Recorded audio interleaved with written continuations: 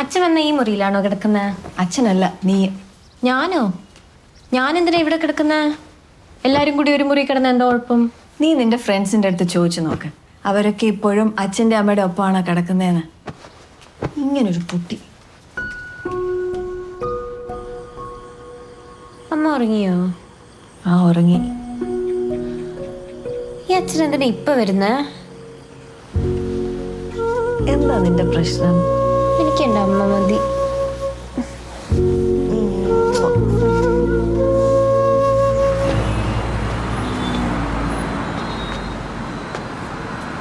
എപ്പോഴും ഈ ഫ്രണ്ട്സ് കൂടുതലാണ് പ്രശ്നം. ഇപ്പം അങ്ങോട്ട് പോയി ഇഷ്ടമെന്ന് പറഞ്ഞാൽ ചിലപ്പോൾ അവർ കളിയാക്കുമായിരിക്കും അല്ലേ? കളിയാക്കും ഉറപ്പായിട്ടും. ഇതിന് എനിക്കൊരു ഡെഡിക്കേഷൻ ഇപ്പോഴും നിന്റെ പറയാമല്ലോ. അവൻ്റെ അപ്പുറത്തേക്കുന്ന ചിക്കൻ കൊള്ളാലേ. ആ, നല്ല ഹെയർ. എടാ ഇപ്പോഴും ഇങ്ങോട്ട് തന്നെയാണോ നോക്കുന്നത്? ആ ആണല്ലേ. എല്ലാവർക്കും എന്നെ മതി. അപ്പത്തെ ലേശം മണ്ടനാണല്ലേ. ആമ്മേ എത്തിയോ? എപ്പോ? ആ അതാ വരുന്നു. അപ്പൊ ഐ എം ഗോയിങ്. ബൈ. എന്റെ ഒന്ന് കൊടുത്തേക്കണേ. ബൈ. ഞാൻ പറഞ്ഞില്ലേ എന്നെ കണ്ടല്ല അവൾക്ക് വരാതിരിക്കാൻ പറ്റില്ല. എടാ നീ അങ്ങോട്ട് കുറച്ച് മാറിയിരുന്നു. ഞങ്ങൾക്ക് കുറച്ച് പ്രൈവസി ആണ് പ്ലീസ്.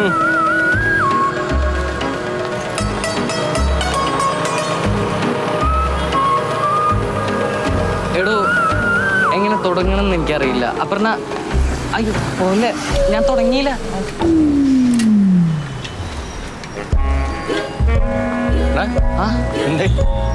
വൈകിട്ട് കാണാന്ന് പറഞ്ഞു.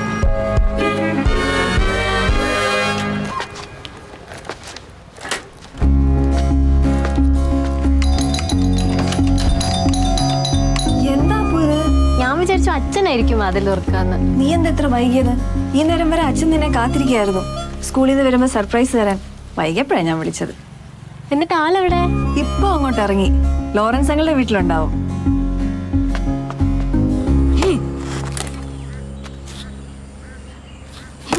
കുറച്ചുകൂടെ ചെറുതായിട്ട് കയറ്, എന്നാലും അടുപ്പി വെക്കാൻ പറ്റത്തുള്ളൂ. Okay uncle. Hi honey. Hi ഡാളേ. ഇത് വരെ കഴിഞ്ഞില്ലേ? ഇത് തീർന്നിട്ട് വേണ്ട ടാങ്ക് ക്ലീൻ ചെയ്യാൻ. കുറച്ചേരം അതിയാ ഇത് ബോറടിച്ചു തുടങ്ങി. ബോറടിച്ചോട്ടെ, നീ അത് തീർക്ക്. Let him finish this first. Tank ഇവിടെ തന്നെ ഉണ്ട്. It's up to you. ബാക്കിൽ തെങ്ങ തേങ്ങ ഇടാനുണ്ട് കേട്ടോ. തേങ്ങ ഇടുന്നതിന് മുമ്പ് നീ ആ വണ്ടിയും കൂടെ ഒന്ന് കഴിയട്ടെ. എടാ ഇത് ഫിനിഷ് ചെയ്തിട്ട്.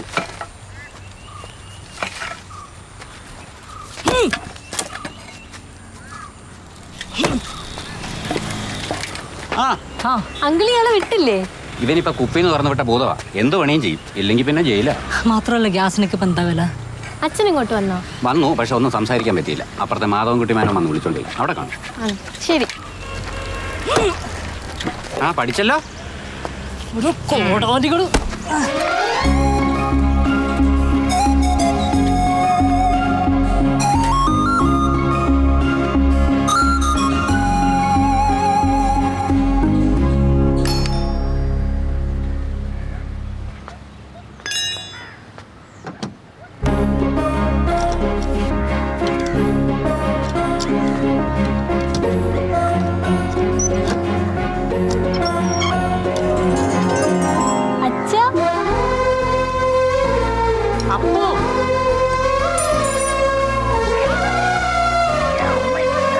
ഈ വണ്ടി നന്നാക്കാനാണോ അച്ഛൻ ദുബായി ഓടി വന്നത്?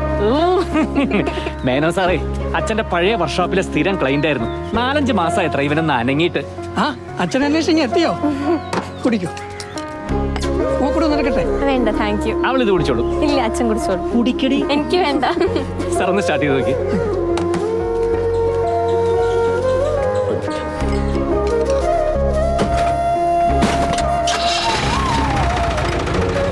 ഓക്കെ അല്ലേ? നന്ദനം തൊട്ടാ ശരിയാവുന്ന എനിക്ക് അറിയായിരുന്നു. പുറമേന്നൊരു മെക്കാനിക്കിനെ വിളിച്ചാൽ കാശ് കൊടുക്കണമല്ലോ. ഞാനിവിടെ സാറേ. നീ ഇന്ന് കുളിച്ചില്ലല്ലേ?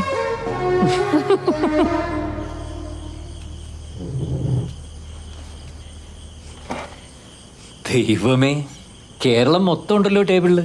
ആദ്യത്തെ ദിവസമല്ലേ, അതുകൊണ്ടാ. എന്നും പ്രതീക്ഷിക്കണ്ട. എന്തേ? ഹേയ്, ഞാൻ പെട്ടെന്ന് എൻ്റെ കുബൂസിനെ കുറിച്ച് ഓർത്തു പോയതാ. കുബൂസിനെ പിരിഞ്ഞിരിക്കാൻ അത്രയ്ക്ക് ബുദ്ധിമുട്ടാണെങ്കിലും അത് നമ്മുടെ സൂപ്പർ മാർക്കറ്റിലും കിട്ടും. നാളെ മുതൽ നമുക്ക് കുബൂസും തൈരും തന്നെ ആക്കാം. എടി, നിന്റെ ഈ ഭക്ഷണത്തിന്റെ ടേസ്റ്റ് ഒക്കെ മനസ്സിൽ ഓർത്തിട്ടല്ലേ അവിടെ ഞാൻ ആ കുബൂസ് ഓരോ ദിവസവും കടിച്ചമർത്തിയിരുന്നത്. മോളെ, ആഹാരത്തിന്റെ കൂടെ വെള്ളം കുടിക്കരുത്, ദഹനത്തെ ബാധിക്കും. ഒന്നിൽ ആഹാരത്തിന് 1 മണിക്കൂർ മുമ്പ് അല്ലെ ആഹാരം കഴിഞ്ഞിട്ട് ലിക്വിഡ് അങ്ങനെ കഴിക്കാവൂ. നമുക്ക് എല്ലാത്തിനും ഒരു ചിട്ട വേണം. അല്ലച്ചാ, ഓ അപ്പൊ ഈ കഞ്ഞി സൂപ്പും ഒക്കെ കഴിക്കുന്നവരോ? അവർക്ക് ഈ ലിക്വിഡിന്റെ പ്രശ്നമില്ലേ? ഓ, അത് കഞ്ഞി സൂപ്പും, ഇത് ചോറല്ലേ. അതാണ് അതിന്റെ വ്യത്യാസം. ഇപ്പൊ മനസ്സിലായില്ലേ? മനസ്സിലായി. അമ്മയ്ക്ക് മനസ്സിലായോ? എനിക്ക് മനസ്സിലായി. ഏയ്, ഇത് എത്ര വറ്റ അങ്ങനെ കളഞ്ഞിരിക്കുന്ന എൻ്റെ അപ്പു. ഓരോ അരിമണിയിലും അത് കഴിക്കുന്നവന്റെ പേരെഴുതി വെച്ചിട്ടുണ്ടാവുന്ന പറയുക. ഫുഡിനെ റെസ്പെക്ട് ചെയ്യണം. സോറി അച്ഛാ, ഇനി ശ്രദ്ധിച്ചോളാം. ഓ, PG നന്ദകുമാർ. ഇതിൽ അച്ഛന്റെ പേരാണല്ലോ എഴുതിയിരിക്കുന്നത്. ബ്രില്യൻ. ടിഷ്യൂ ഇല്ലേ ജൂലി? ടിഷ്യൂവും കുബൂസും ഒക്കെ ഇനി മറന്നേക്ക്.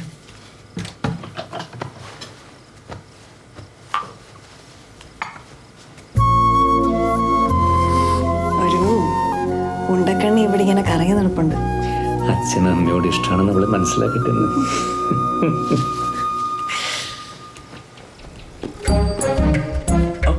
എന്തൊരു കൊതുക അവിടെ. ദുബായിലാണെങ്കിൽ ഒറ്റ കൊതുകില്ല. ദുബായിലെ കൊതുകൊക്കെ ഇവിടെ എത്തിയല്ലോ.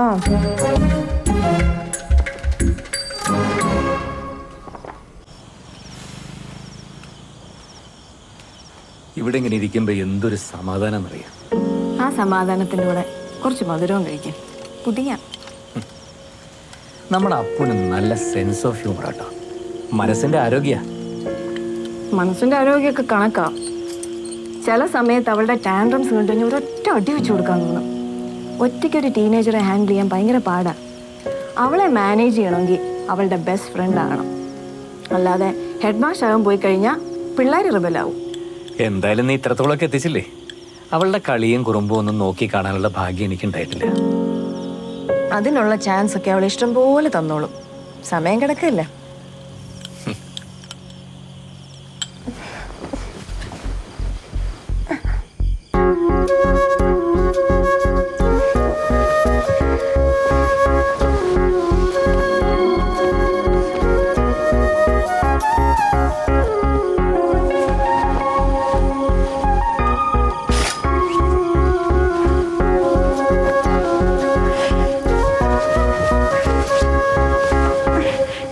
പെട്ടിയും കിടക്കയെടുത്ത് ഇങ്ങോട്ട് ഓടിപ്പോന്നിട്ട് എന്താ പ്ലാൻ?